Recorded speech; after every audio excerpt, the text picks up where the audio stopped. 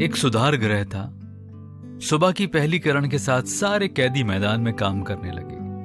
कुछ पसीना बहा रहे थे और कुछ सिर्फ उतना ही कर रहे थे जितना जरूरी था।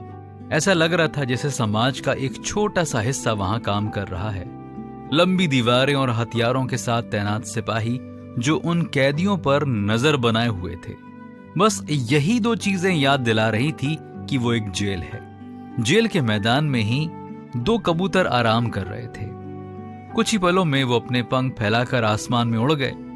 जेल की ऊंची दीवारों से उनकी उड़ने की आजादी को ज्यादा फर्क नहीं पड़ा।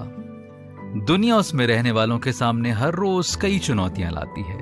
कमाने की जिम्मेदारी, खर्चों का संतुलन, बच्चों की जरूरतें, करियर की चिंता, सुरक्षा, ये सब असल जरूरतें हैं। ये चुनौतियां हमें भयभीत कर सकती हैं।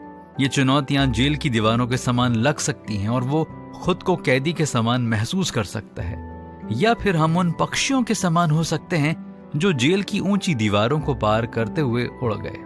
हमारा स्वर्गीय पिता हमें चुनौतियों से मुक्त जीवन का वादा नहीं करता, लेकिन वो ये आश्वासन जरूर देता है कि वो अपनी मौजूदगी से हमें सशक्त करेगा कि जीवन की चुनौतियों को हम पार कर सकें। क्या हम उसकी मदद की तलाश कर सकते हैं रोजमर्रा के जीवन को जीते हुए?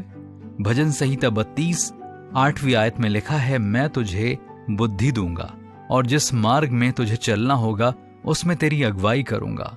मैं तुझ पर कृपा दृष्टि रखूंगा और सम्मति दिया करूंगा।